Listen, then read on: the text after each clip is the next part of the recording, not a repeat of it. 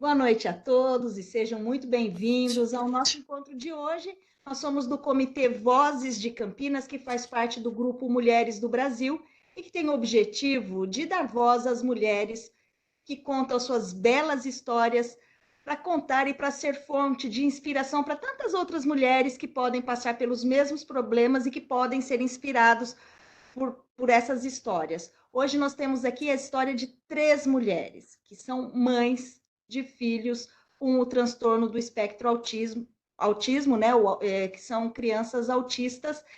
E daí, então, eu quero começar me apresentando para vocês. Meu nome é Noêmia Gomes, eu sou jornalista, sou uma mulher branca de cabelos loiros, de olhos verdes, estou vestindo uma blusa rosa pink e num fundo bege. E eu gostaria também de apresentar e já colocar nessa roda de conversa, que vai ser uma conversa muito boa, que é a Tereza, a Tassiane e a Renata, que são pessoas extraordinárias que vocês vão conhecer a história hoje e com certeza vai inspirar vocês a compartilhar esse conteúdo com outras pessoas que também têm essa necessidade. Eu tenho também aqui a Andréia, que é fonoaudióloga e que tem muita contribuição para dar para a gente nesse assunto do autismo. Nós que estamos entrando em abril que é o mês da conscientização do autismo. Oi, meninas, é um imenso prazer ter vocês todas aqui hoje nessa conversa para a gente compartilhar um pouco das histórias e experiências.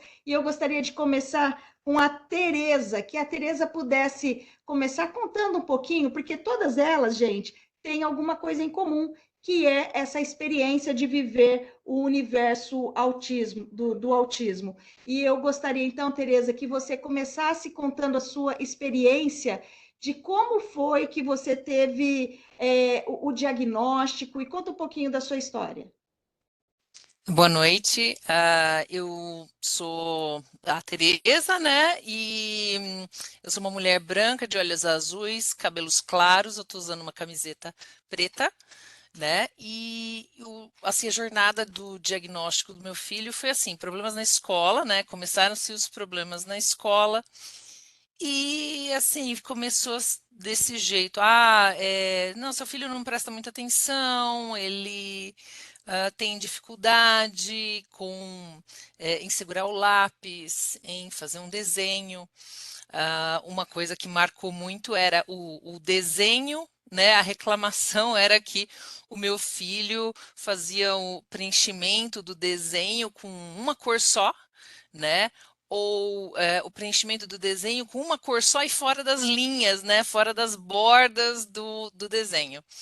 Ah, então, assim, começou desse jeito e assim, foi ficando cada vez mais, né, acentuado e chegou um ponto que não dava mais para ficar na escola. Ele começou com uma escola particular, né? E eu via que mesmo com um grupo pequeno, né, a professora tinha 4 alunos, ela não conseguia se adaptar, né, com ele no grupo. E, e assim, depois transferir para uma outra escola também não deu certo, né? Inclusive meu filho foi chamado de terrorista pela professora e pelo coordenador da escola aos 6 anos de idade. Então é assim, né? Um pesadelo para qualquer mãe ter o filho chamado de terrorista. Imagina, 6 anos de idade, só porque tinha feito um desenho de um foguete e que, sei lá, não era para fazer isso. Depois eu desisti, de escola particular, decidi procurar a escola pública, porque eu achei que eles seriam mais qualificados para lidar com essa situação. E eu estava certa, foi uma experiência ótima. Ele foi alfabetizado na escola pública por profissionais excelentes que tinham qualificação em ensino, né, de ah, crianças autistas, crianças com outras deficiências, né? Então, deficientes visuais, auditivos, ou com síndrome de Down, né? E, e assim, passou todo o processo de alfabetização e não teve mais problema. E foi assim, junto com o período de alfabetização, fazendo fono, TO, né? e sessões com psicoterapeuta e psiquiatra também. E o diagnóstico dele foi fechado com 6 anos de idade. E foi até que fácil chegar a essa conclusão, né? Foram algumas sessões com a psicóloga para fazer teste de inteligência, né? São vários testes que são feitos e depois com a psiquiatra para fechar o diagnóstico de autismo. E é mais ou menos isso. Obrigada, Tereza, pela sua participação aqui, por contar um pouquinho da sua experiência. E essa coisa, né? Depois eu vou voltar a falar com você dessa coisa de ter sido diagnóstico feito, fechado, né? Com 6 anos de idade, mas que assim depois a gente vai conversar com as outras mães e a gente vai perceber que tem algumas coisas que são muito características, né? Que quando a gente está Com vivendo a certeza. situação e não sabe do que se trata aquilo, a gente não percebe. Então, eu gostaria de chamar a Tassiane, a Tassi, que também que está lá em Florianópolis, né? A Tereza está em Olambra e a Tassi em Florianópolis, e a Tassi também tem a experiência para contar. O seu diagnóstico do seu filho, né? Do Arthur, o Tassi, foi feito antes, né? Com antecedência, mais novo, né? O que te fez encontrar esse diagnóstico mais cedo? O que te levou a procurar? Qual foi a sua dúvida, a sua inquietação como mãe? Então, o nome é Pietro, o nome do meu filho. Sou Tassiane. É, Então, o Arthur é da Tereza, né, É, Tereza? o meu é o Arthur, é o Ei Arthur, é isso. tranquilo. O Pietro tinha um olhar muito para a maternidade, por eu não ter me preparado para ser mãe. Então, o Pietro chegou num momento da minha vida onde eu senti que eu precisava ter essa preparação. Olhando, né, e estudando um pouco sobre a maternidade e as fases de desenvolvimento, tinha uma fase que falava muito do amamentar, né? O amamentar, o filho trocava muitos olhares com a mãe, era um momento de muita conexão, e eu não sentia ele me olhando. Então, eu sentia ele sempre muito distante. E aí, quando ele começou a crescer um pouco mais, chamava, ele não respondia, então ele demorava muito a resposta. Eu cheguei a pensar nele ter algum problema de audição, mas já lá atrás já era o autismo, né? Levei num neuro na época, mas não foi descartado, mas pediu para esperar um pouco mais. Então foi no retorno da pandemia, quando ele voltou para a escola. O que despertou foi o birras, né? Eu falo birras porque não eram birras, mas eles têm uma atitude que é ser muito inflexível, né? Então essa inflexibilidade dele, que muitas vezes foi confundida com birra, eu julgada como mãe, que é uma mãe que não coloca limite no filho, que precisa colocar mais limites. Ele passou por uma psicóloga, então a escola ela desconfiou das altas habilidades. Pietro tem um QI super elevado, então fica muito evidente as altas habilidades nele, mas até então a gente foi tratando um diagnóstico de altas habilidades. Foi quando eu encontrei o Dr. Clay. Ele faleceu recentemente, mas ele foi uma luz assim na minha vida. Na primeira consulta, eu saí de lá com um diagnóstico. Então, o Pietro entrou na sala, ele pegou todas as coisas que tinham na sala, empilhou do menor para o maior. O autista tem muito isso, um brincar diferente, né? E também por ele ser filho único, eu não tinha tanto contato com outras crianças, eu não notava. Depois do diagnóstico que eu percebi, nossa, quantas vezes ele deu sinal e eu não havia percebido. Eu lembro de uma cena que ele estava brincando de bola, ele caiu no chão, fez um baita ralado assim na perninha, ficou sangrando a perna, e ele chorando, gritando, ele, mamãe, mamãe, tem areia nas minhas mãos.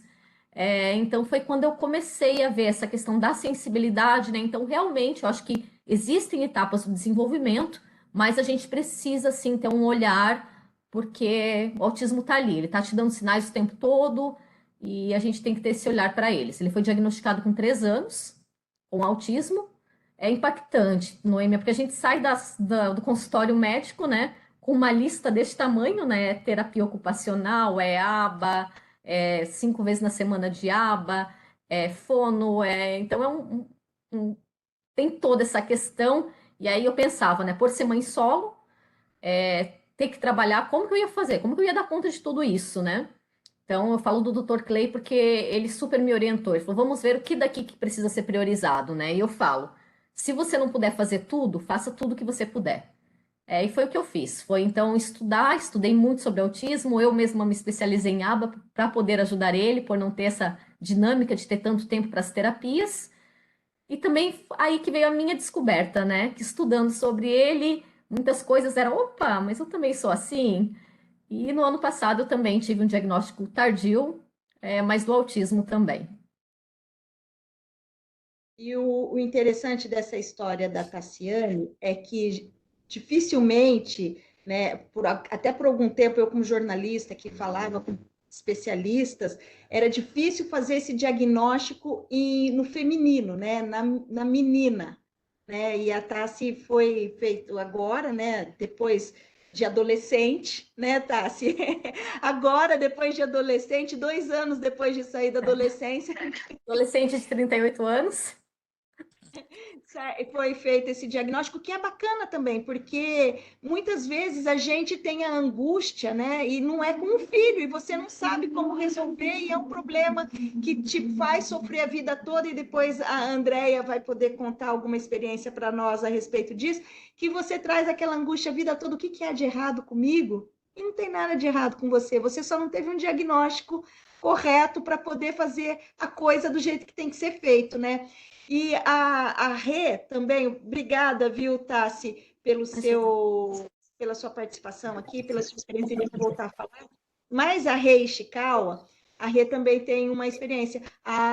Se o Arthur e o Pietro, meninos, né, com diagnóstico com 6, 3 anos de idade, a Rê é com uma menina, que é o pouco comum, o atípico, né? Vamos dizer assim, o atípico, um diagnóstico em menina, né? E é interessante que eu nem sabia, e a gente aprende tanto, gente, porque eu fui aprender por que é difícil o diagnóstico em menina com a Rê, que contou pra gente. Conta um pouquinho como que foi a sua experiência, Rê. Conto sim. Boa noite, meninas, viu? É um prazer estar aqui com vocês, com tantas mulheres incríveis, né? E contando essa experiência aqui um pouquinho para vocês. Eu sou uma mulher branca, barra amarela, origem asiática, cabelos ruivos e estou vestindo um vestido na cor preta, tá?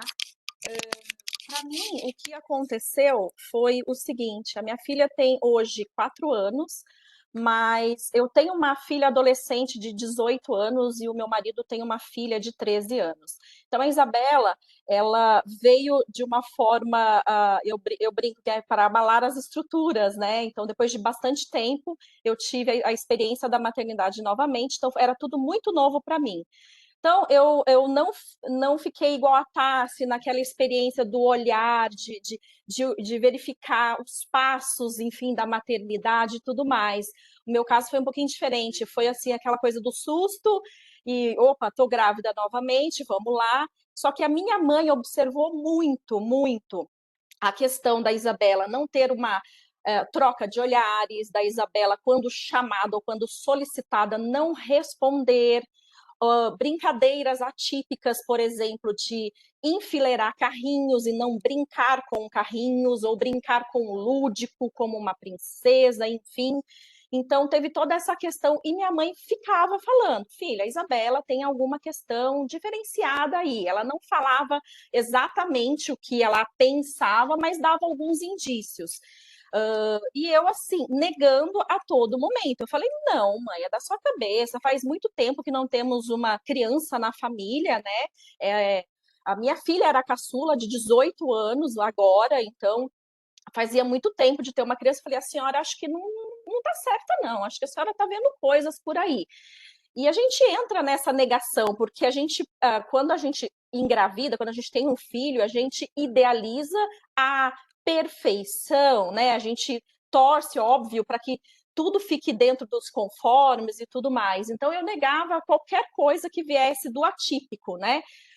Até que e ela também foi um bebê de pandemia. Justo na pandemia era algo mais difícil, porque eu levava na pediatra, a pediatra falava, não, calma, ela ainda não está falando nesse momento, porque ela vê outras pessoas de máscara, ela não consegue reproduzir ou verificar a boca para reproduzir o som, né, para imitar. Então, calma. Então, a pediatra falava muito, mas, claro, a pediatra dela é excelente, vamos ficar em observação, Renata. Então, de acordo com o grau e de acordo com a idade ir avançando, a gente tem umas curvas, né? Olha, entre tal e tal idade é para ela falar uma palavrinha. Depois acho que a doutora Andréia consegue entrar um pouquinho mais nessa parte, mas falava, olha, na idade tal ela falaria uma ou duas palavras. Ela não falava, a Isabela não falava. Olha, agora ela deveria estar falando uma frase. Também não acontecia.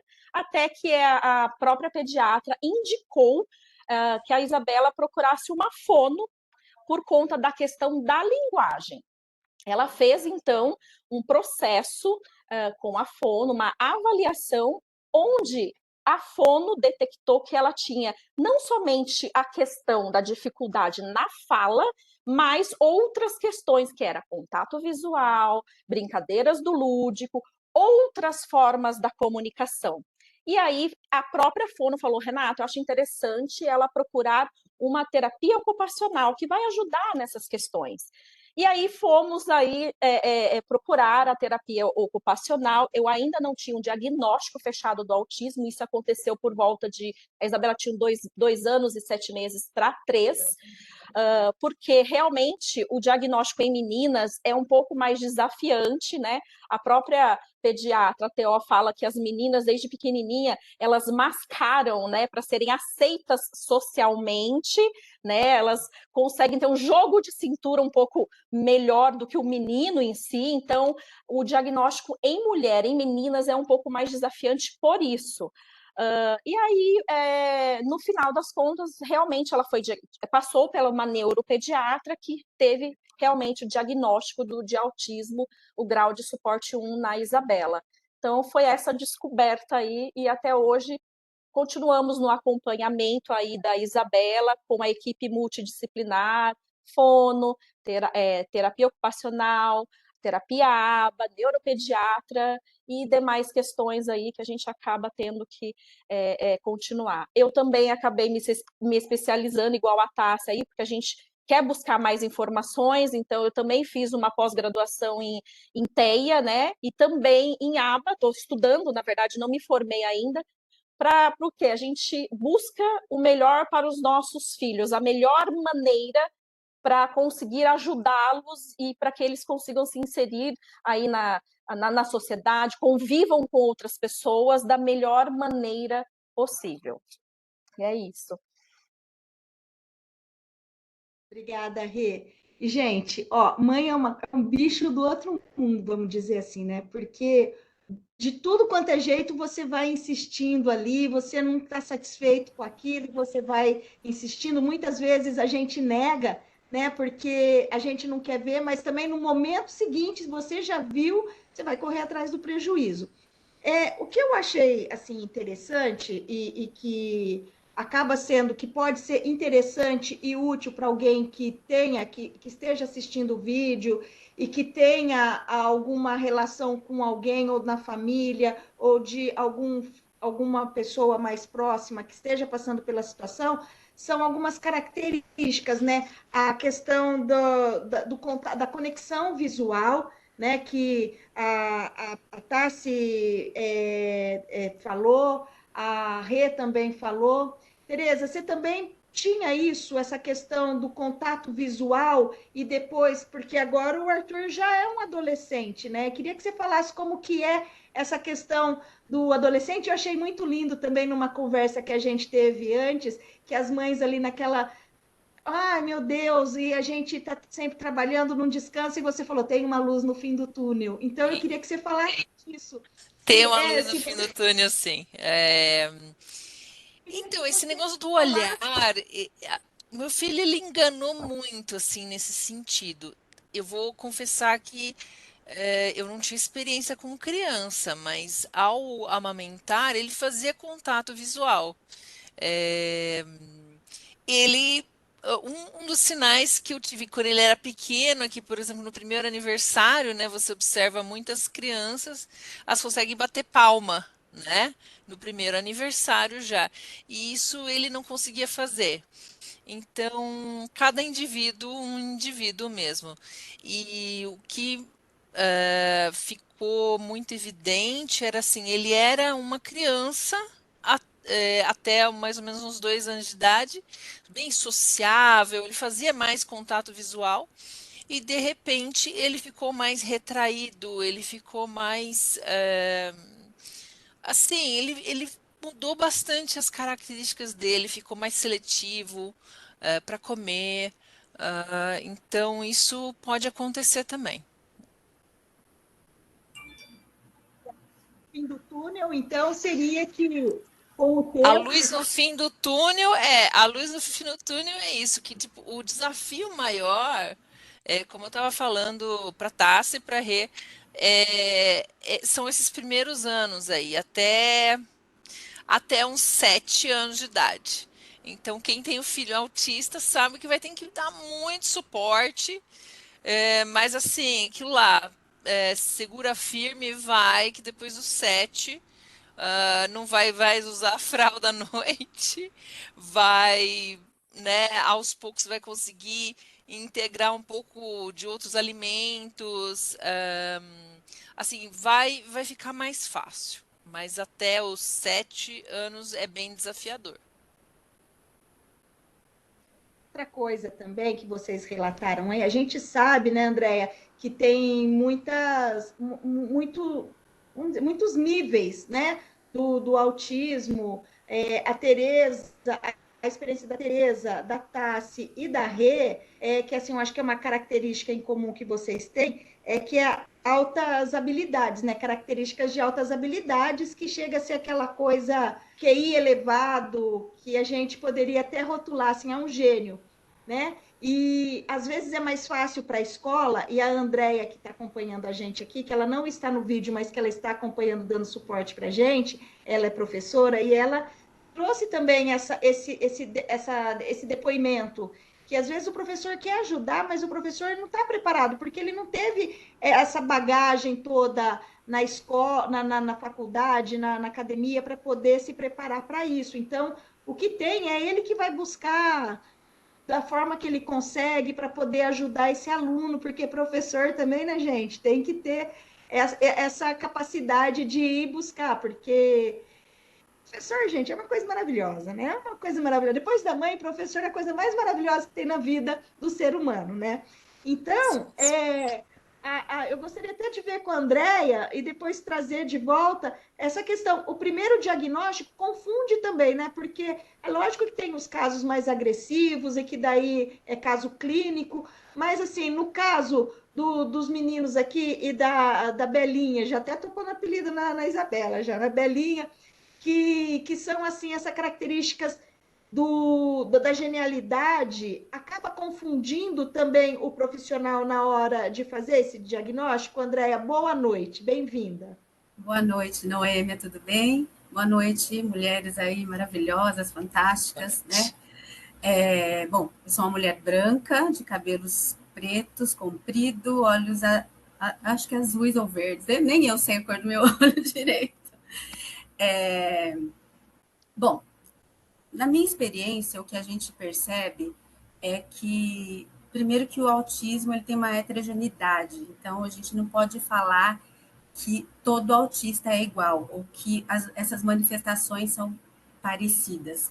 Embora muitas manifestações e características, né, eu preciso enxergar nessas pessoas por conta de critérios diagnósticos que são definidos por um manual, né, que é o DSM-5, cada indivíduo é único.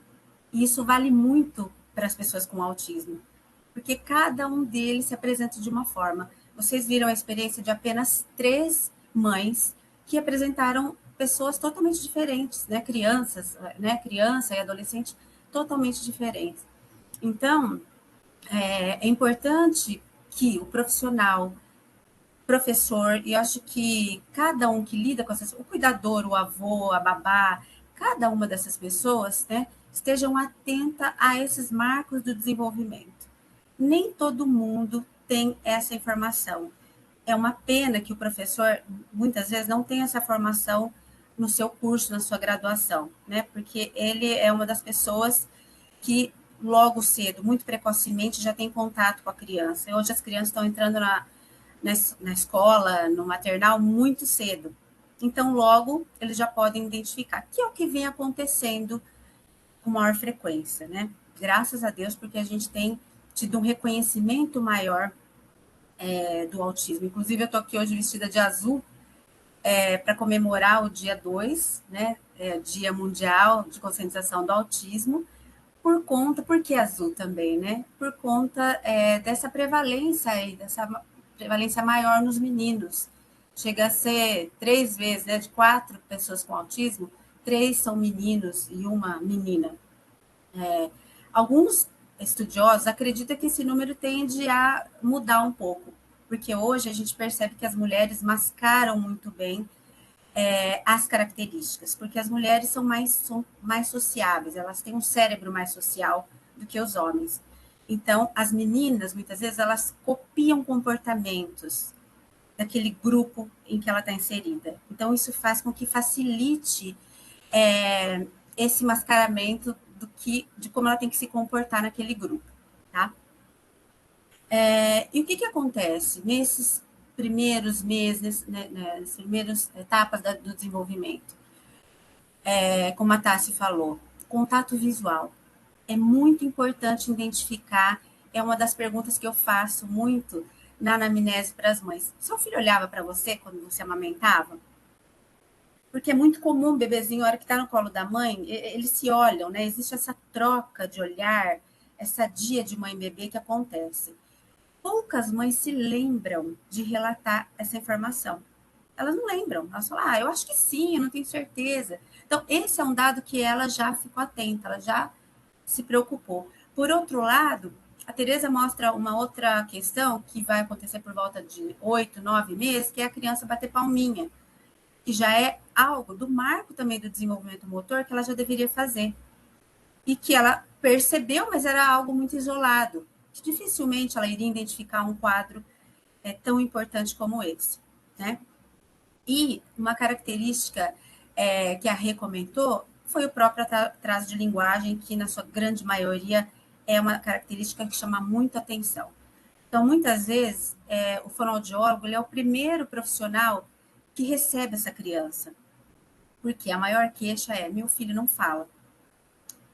E aí se confunde a fala com a linguagem. A criança, né, que existe uma diferença, eu acho importante pontuar isso. Falar, né, são essas produções que a gente faz. Agora, compreender a linguagem é a forma como a gente pensa, como a gente consegue interagir. Porque a criança pode não falar e usar gesto. Ela pode não falar e fazer mímica facial. O autista tem dificuldade em outra forma de comunicação. Então, dificilmente ele usa gesto. A criança que tem um atraso sem ter um autismo, ela aponta quando ela quer alguma coisa. Ela puxa a saia da mãe, ela se vira para se fazer entendida. E a criança com autismo, não. Então, isso já é um indício que eu tenho que me preocupar e pensar, por que ele não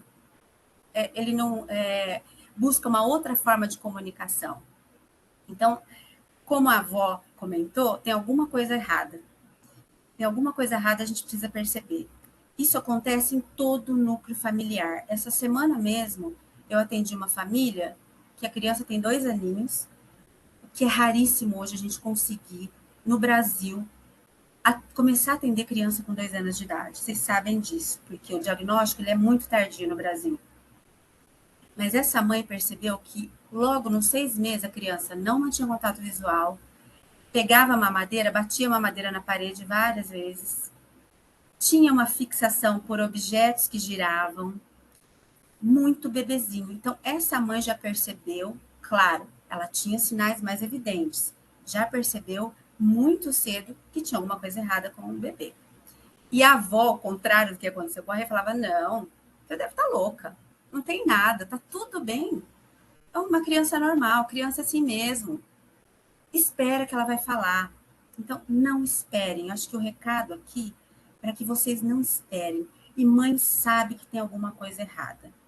Então, é melhor você pecar por excesso e ir em busca de algum profissional que entenda sobre desenvolvimento.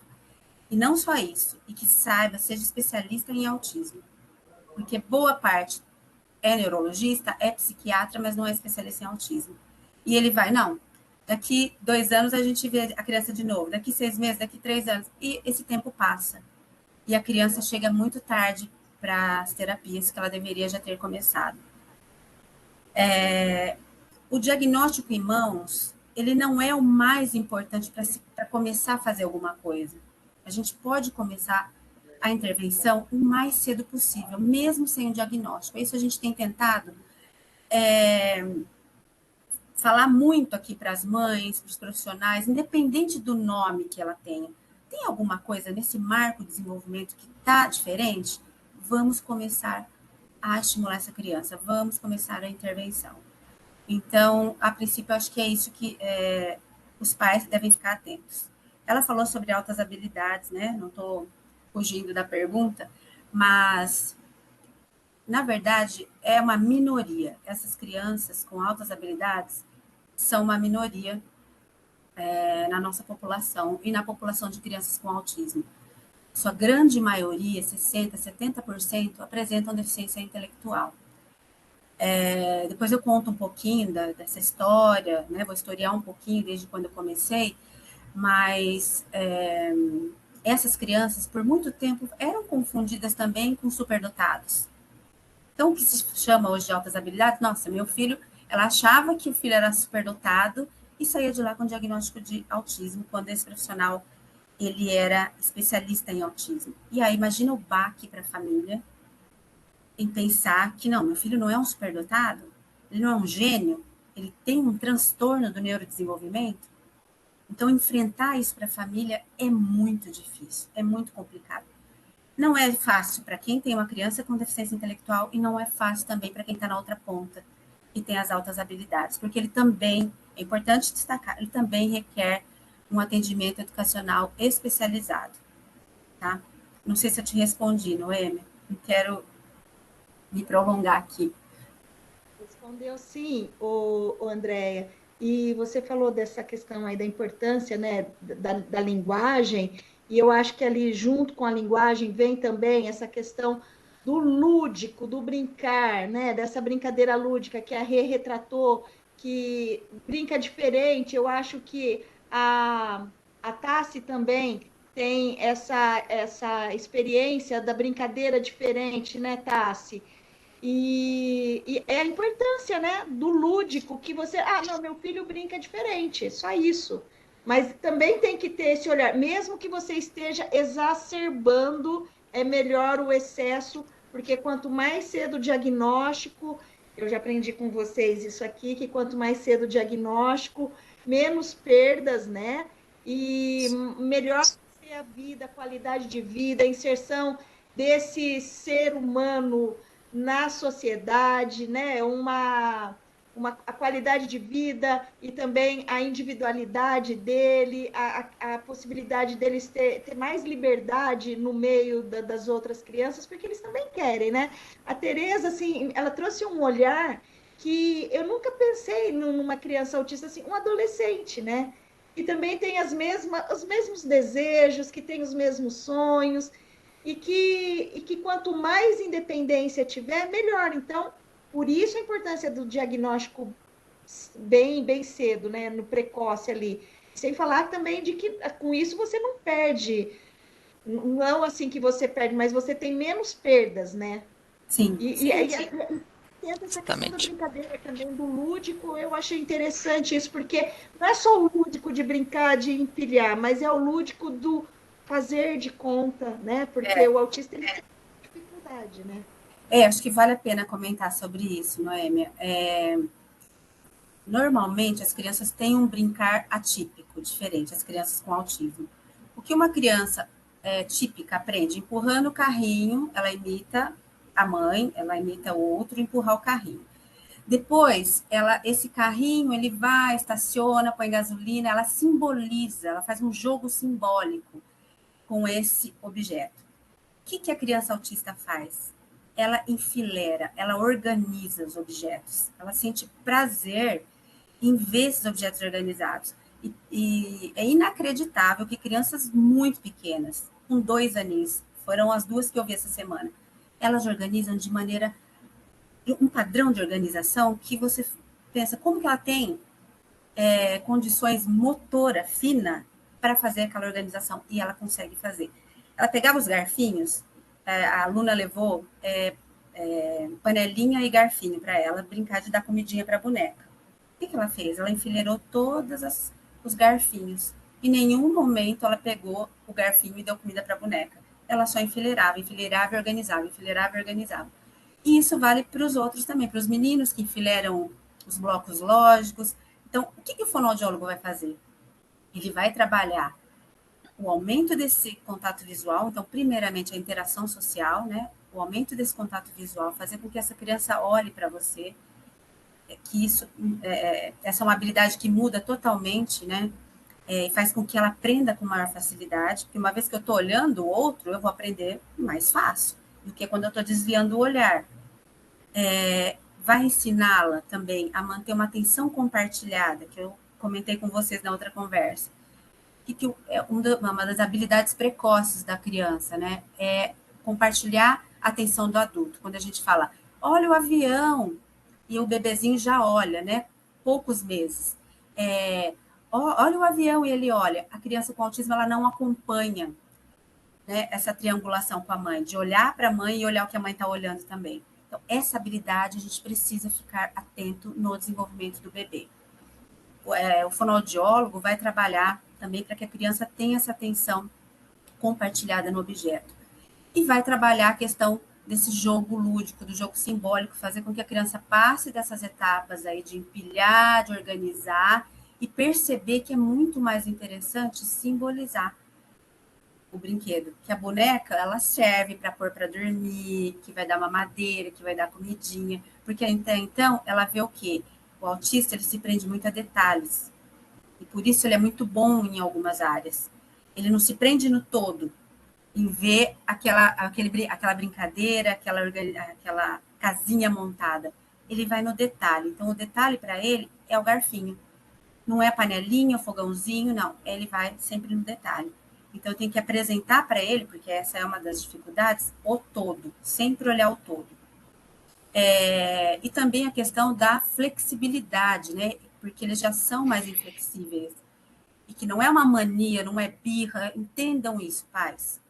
O seu filho não faz birra, o seu filho, ele tem uma inabilidade para entender esse mundo como a gente entende, como a gente percebe. Ele processa o mundo de uma maneira diferente. Então, com relação às funções executivas, que é uma outra questão cognitiva do autismo, ele tem, só um pouquinho, ele tem essa inflexibilidade de achar que as coisas podem ser diferentes, que as coisas podem sair de uma maneira diferente. Ele se prende àquela rotina. Tem que ser organizada a minha brincadeira. Se eu tiro aquele garfinho dali, ela já pode ficar brava, ela já pode se irritar, espernear e apresentar uma birra, que foi o que a Tassi comentou, e que, na verdade, não é uma birra. Tá? Então, é uma crise. Porque, para ela, aquela organização é importante. Outra coisa, a previsibilidade para o autista é muito importante, porque ele se sente seguro. Então, quanto mais eu puder ser previsível, falar para ele, filho, agora a gente vai para a escola, é esse caminho que a gente vai fazer, tá? Se precisou mudar a rua, explica para ele que mudou, porque está consertando a rua. Então, ele precisa dessa previsibilidade. Para ele faz todo sentido e ele tem segurança, sim. Tá bom? Obrigada, Andréia. Rê, você quer acrescentar alguma coisa? Não, o que eu ia até comentar, que a doutora estava explicando, era o seguinte, a Isabela, ela tem uma rigidez muito grande nessa questão que a doutora Andréia falou, exatamente disso. Os autistas, eles são muito funcionais, assim, para que serve um carro, né? É mais ou menos a maneira como eu vejo que a Isabela lida. O carro é para andar, gente, né? O carro não é para fazer de um avião, porque o avião é para voar, o carro é para andar.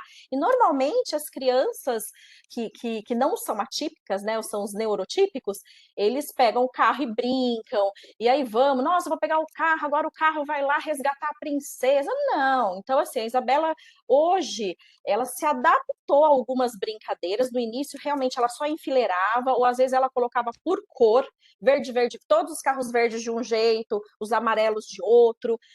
No entanto, com a terapia precoce e o diagnóstico precoce também, o que aconteceu? Ela já entrou no processo de terapia que o terapeuta ele vai ensinando, e também a fono, os dois profissionais, como brincar, como inserir o lúdico, porque eles não têm o lúdico no processamento ali, né? Não veio, né, com isso.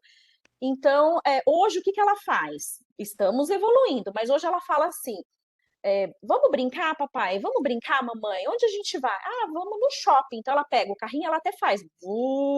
Ela sabe que aquilo ali não é um carrinho de verdade, mas que o carro reproduz um som, o carro é para passear. Então ela aumentou aquilo dentro da brincadeira que antes ela nem conseguia fazer isso, né? Então é muito interessante isso, apesar de muitas mães negarem o diagnóstico. Eu fui uma mãe dessas, bem no início.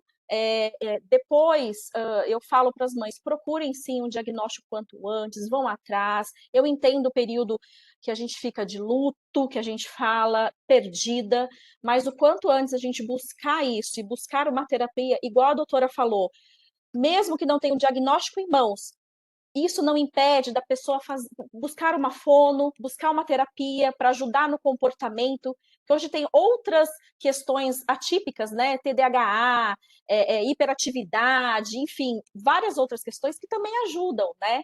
Então, era mais isso que eu queria acrescentar aí, porque isso atrapalha muito, Noêmia. Apesar das três aqui terem crianças com altas habilidades e não a questão de ter uma deficiência intelectual, que realmente eu vejo muitas crianças que não estão nesse padrão, vamos dizer assim, dessas três mães que estão aqui, eles podem ser mega inteligentes no sentido de, por exemplo, a Isabela sabe o alfabeto inteiro em inglês, adora números, ela sabe muitas cores em inglês, no entanto, ela não consegue brincar de roda. Ela tem essa dificuldade. Então, para alguma coisa simples, né, ela vai ter uma dificuldade, mas de repente, para aprender uma outra língua, ela vai ser muito mais fácil esse desenvolvimento do que uma criança neurotípica. Mas a questão social atrapalha demais, porque ela acaba ficando isolada daquele grupo, né? Outras crianças não têm aquele entendimento, poxa, acaba sendo taxada, ela é diferentona, deixa ela lá no canto, não quero inserir a Isabela na brincadeira, né? O Arthur ou o Patrick, né? Na brincadeira. Por quê? Porque é mais fácil ficar no cantinho, né? Não tem muito trabalho, não sabe brincar. Então é isso que nós, como mães, né, como famílias, a gente não quer, a gente quer inserir sim o nosso filho, né, na sociedade, com os outros amigos, eles têm essa capacidade de aprender e se adequar, e todos têm essa capacidade, né, mesmo que tenham um nível de suporte 2 ou 3, trabalhando a questão, é óbvio que não pode ficar parado, né, tem que correr atrás, tem que ir atrás do diagnóstico, tem que ir atrás das intervenções aí, era isso que eu queria acrescentar. Queria acrescentar. E eu queria puxar um pouquinho aqui para a Tassi, porque a gente estava falando dessa, que é importante, né? A Andréa falando da importância de você explicar, assim, olha, a gente vai nesse caminho hoje, a gente não vai fazer o caminho que a gente faz todo dia, porque aconteceu tal coisa, e explicar por causa dessa previsibilidade, né? E você teve um diagnóstico tardio. Como que é para uma pessoa passar a vida inteira sendo contrariada e tendo que caber dentro da caixinha sem entender o que aconteceu, com o que estava acontecendo? Como foi isso para você, esse processo, Otásio? Depois, Tereza, se você quiser emendar alguma coisa, já fica à vontade, porque a gente já está indo para a reta final. Bom. A gente leva muito, é taxada de muitas coisas, né, Noemi? Então, um excesso de teimosia, porque você quer fazer do teu jeito, a desregulação emocional, que é outra coisa que é presente no autismo também, né? Então, eu tive muito isso, né? Você se desregula muito fácil emocionalmente quando algo não é da forma como você quer. E muita terapia, né, Noemi? Eu acho que o diagnóstico ele serviu para me tirar um pouco das culpas. Então, por que que as pessoas conseguem e eu tenho uma dificuldade em conseguir algumas coisas? Eu trabalhei no começo, então fiz uma faculdade de matemática, não queria lidar com pessoas, porque eu gostava de estar lá no meu mundinho, com os meus números, com aquilo que era do meu interesse, que era o meu hiperfoco, né?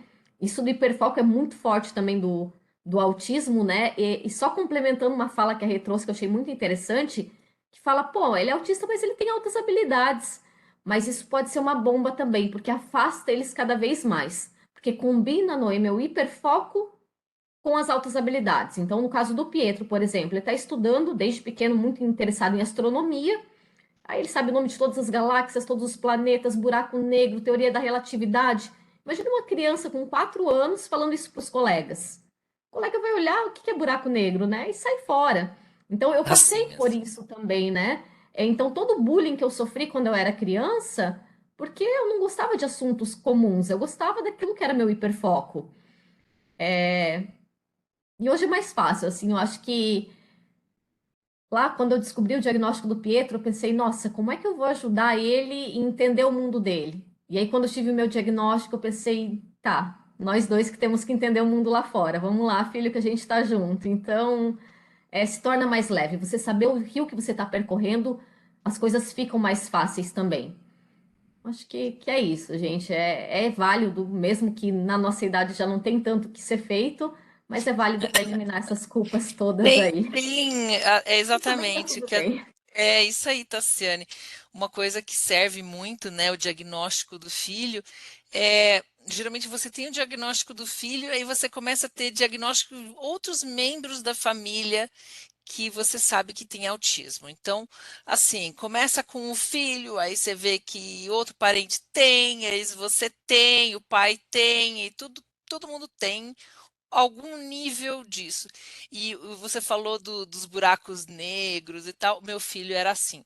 Aí também chegava e falava do buraco negro e da teoria da relatividade. Ele sabia falar todas essas coisas e a habilidade com línguas também. Ele já sabe inglês fluentemente, aprendeu espanhol e hoje estava aprendendo sueco.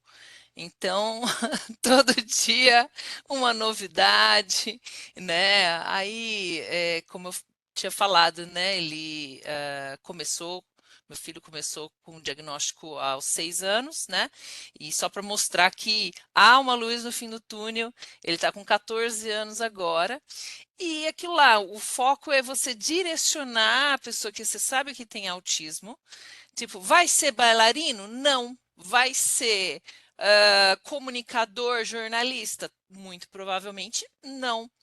Sabe matemática, vê padrão e tal, direciona para estatística, para mexer com computador, fazer programas, né, de computador, direciona para a área que se sabe que a criança tem habilidade. Então, meu filho está fazendo curso técnico de eletrônica e aquilo lá, direcionando para essa área, não ia direcionar para um curso de artes, por exemplo.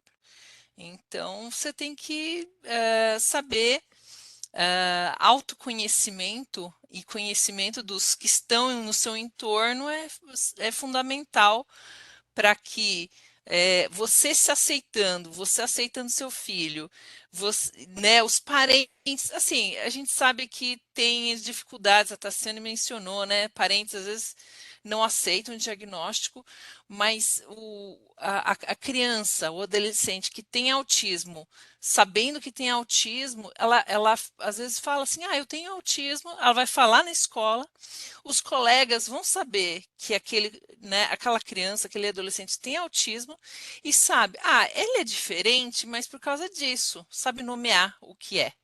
E isso é importante para aceitação. Não precisa disfarçar, não, é meio, sabe, excêntrico. Não, fala o que é mesmo. É autista mesmo, e daí a pessoa vai entender. E também direcionar a criança ou adolescente a dizer, eu sou assim, eu penso desse jeito. Meu pensamento é concreto. Se você chegar e falar uma piada ou você ser sarcástico, eu não vou entender. Eu vou pensar de uma forma concreta, não vou pensar né, naquela sutileza por trás. Então, se você for falar comigo, fale de um jeito concreto. Eu vou entender as coisas como elas são e não o negócio de imaginação. Aí, isso complementando, né, o brincar também, eu acho que muitas das crianças, por exemplo, que são autistas, vão brincar com o carrinho, e a outra criança, que é normal, né, a neurotípica e não neurodiversa, ela vai pegar e fazer o carrinho voar, né? E o autista vai, tipo, como vocês falaram, o carrinho é para andar, não vai voar nunca. Se você chega para um autista e fala assim, não, o helicóptero, sei lá, a asa é fixa. Eu falo, não, mas não é fixa, é móvel essa asa. Então, assim, ele vai argumentar, assim, esse negócio de fantasia não é muito com um autista, não. Então, esse é saber as pessoas que não têm parentes com autismo, ou não têm filhos com autismo, para poder entender um pouco, não tenta fazer com que o autista entenda o mundo exterior, tenta entrar no mundo dele para conectar. É mais fácil desse jeito e com um pensamento concreto. É isso. Muitas colaborações que trazem contribuições. Eu vou até pedir uma ajuda da Andréia agora, porque assim, a gente trouxe aqui inspirações de mães que vivem o autismo, que transpiram o autismo, porque elas estão nesse mundo e passaram por todas as etapas, desde o começo até encontrar a forma mais adequada de conviver com isso e de fazer desse limão uma limonada, né? Nem uma limonada, fazer uma torta de uma limão. Caipirinha. Tudo, aquela torta de limão com suspiro em cima. Mas a gente também tem uma outra realidade que eu acredito que as pessoas que estão assistindo aqui, nem todo mundo vai ter a condição de procurar um TO, de procurar uma fono, porque às vezes a pessoa não tem essa condição financeira, essa condição de acessibilidade. Mas ainda assim, se ela identifica algumas dessas características que vocês trouxeram aqui, né, Andréia? Eu acho que ainda é possível procurar a rede pública de saúde e insistir num tratamento, porque, ao contrário de, vamos dizer assim, nem de muito, de 5 anos atrás para cá, como a Tereza disse, de falar assim, não, eu sou autista, eu tenho autismo e eu sou assim, eu gostaria que você me tratasse desse jeito. Então, as coisas estão ficando mais, eu acredito assim, até nessa questão da procura da saúde, a saúde pública também tem procurado, Andréia, a dar um suporte, ainda que não seja o ideal, como a gente vê nos países de primeiro mundo, que dá uma assistência, dá um embasamento para a família, a gente não tem isso aqui. Mas ainda que a pessoa não tenha essa condição, ela deve insistir na saúde pública, né?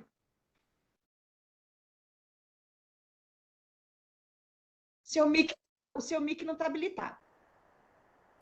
Sim, com certeza. Ou elas podem buscar em universidades que contam com esse serviço, como é no meu caso, na Unesp, em Marília, ou ela pode contar com alguma instituição que atenda essa população. Em algumas cidades, a própria PAI atende essas crianças, né, essas pessoas. Em algumas cidades, hoje já tem nós temos muitas instituições voltadas para pessoas com o espectro do autismo. Então, isso nos ajudou muito em relação tanto a diagnóstico como a tratamento, uma intervenção mais voltada para essas pessoas. E eu acredito que isso tende a melhorar. Saiu a última prevalência, agora dia 23 de março, é bem fresquinho, nós temos 1 para 36. Então, dos nascimentos aí, pensar que na sala de aula, uma sala de aula com 30 crianças, vai ter um autista. Então, se a gente vai pegar uma escola, que cada sala tem 30 crianças, todas vão ter uma criança com autismo. Então, é muito alto. Essa prevalência é muito alta. De quando eu comecei para hoje, aumentou de uma maneira assim. E o que tem facilitado é o reconhecimento de muitos profissionais. O próprio pediatra, ele tem a obrigação de aplicar já alguns protocolos para observar os marcos do desenvolvimento da criança. Porque anteriormente ele observava o quê? O crescimento, a parte nutricional, mas com relação ao desenvolvimento de linguagem, cognitivo e social, ele não se atentava. Então, isso é algo que foi introduzido. Então, dá sim para se buscar e se identificar precocemente nesses ambientes, ou nas próprias UBSs, né, da rede municipal. Acho que é possível essa identificação. Gente, o nosso tempo está assim, ó, escorrendo pela ampulheta, mas eu queria abrir para todas que vocês pudessem se despedir e gostaria de deixar bem claro isso, que a gente... parece chato, mas não é. Autismo não é uma doença, não se pega, não é contagioso. Amor é contagioso. Então, vamos contagiar essas pessoas de todas as formas, acolhendo, porque é importante acolher, é importante entender a diferença, respeitar a diferença e gostar de todo mundo, né? A gente não precisa tratar mal, não precisa desfazer das pessoas que têm o autismo, porque é um transtorno, não é uma doença, não precisa deixar o seu filho não chegar perto, porque que vai pegar, não tem isso. Eu acho que hoje em dia isso diminuiu bastante, mas é sempre importante a gente lembrar, né, que é uma condição como qualquer outra pessoa, qualquer outra condição, mas que a gente tem que saber lidar com isso e conviver com o diferente, né? E eu já deixo o meu beijo para vocês aí, agradecer muito e a minha admiração total por vocês. E então eu deixo para vocês se despedirem aí. Obrigada, Noêmia, pela oportunidade. E, bom, eu fecho aqui dizendo que, novamente, há luz no fim do túnel, a autoaceitação é primordial e um autista é o seu companheiro ideal no apocalipse, porque é uma pessoa que definitivamente estará preparada para te ajudar. Eu quero agradecer também a oportunidade de estar falando aqui com vocês e também sempre a estar ajudando outras mães e falar o seguinte, que, gente, autismo não tem cura e autismo não tem cara. Então, as pessoas devem respeitar, acolher, se não entendem, no mínimo respeitem. Hoje existem várias redes sociais, vários grupos que acabam ensinando também para quem quer conhecer. Não deixa o autismo bater na sua porta, né? Não deixa aparecer ou no filho, ou no vizinho, ou né, no tio, no primo, enfim, para você começar a entender um pouquinho mais. Mas mesmo não entendendo, respeitem as diferenças, porque eles são pessoas lindas, amáveis, que têm um coração enorme e gostam muito de carinho. E é isso. Eu amei participar aqui com vocês, viu? Obrigada. Ai, gente, maravilhoso. Muito obrigada pela oportunidade, por conhecer a história de cada uma de vocês. Eu acho que as meninas falaram tudo. É realmente isso. A gente não exige nada demais a não ser o respeito. E são seres de luz, gente. Se tem uma pessoinha cheia de sentimento e que é um sentimento genuíno e verdadeiro, acho que o autista tem muito isso com ele. É uma oportunidade, gente. Eu falo, eu tenho muita sorte de ter um filho autista. Eu tenho mais sorte ainda de ter ouvido todas as histórias de vocês e ter aprendido tanto com cada uma de vocês. Eu tenho ainda a Andréia para falar, já tomei o lugar dela, mas eu posso dizer que eu saio daqui com mais sorte ainda. Obrigado, universo, por todo o aprendizado que eu tive hoje. Eu vou deixar para encerrar com você, Andréia, mas aqui nós do Grupo Vozes agradecemos a audiência de todos que estão assistindo esse vídeo e a gente espera que de alguma forma isso possa te ajudar. Então, compartilhem esse conhecimento com outras pessoas que precisam, Andréia. Uhum. Bom, agradecer a minha participação aqui. É sempre, para mim, motivo de muita alegria poder falar sobre algo que eu amo, que já tem mais de 20 anos que eu trabalho com isso. Eu amo essas pessoas. E dizer que nós precisamos fazer uma intervenção precoce. Quanto mais cedo nós identificarmos, nós reconhecermos, mais janelas de oportunidade essa criança vai ter em relação ao seu desenvolvimento. E muito a gente pode ganhar com o prognóstico dessa criança e da sua família, né, que vai ganhar com isso também. Então, eu deixo aqui o meu conhecimento e pedir que, de fato, todo mundo, que essa participação aqui nossa possa servir para que outras pessoas conheçam o autismo. e possam entender que, como a Rê falou, eles não têm um rosto. Entendam quando vocês virem alguma criança que esteja dando trabalho, fazendo alguma birra, que você pode estar diante de uma criança com autismo e que você pode se solidarizar com aquela mãe e não julgá-la, tá bom? Um beijo para vocês e obrigada, até a próxima. Beijo, empatia sempre para todos. Tchau, gente. Obrigado, Vozes. Obrigado, mulheres. Tchau, tchau.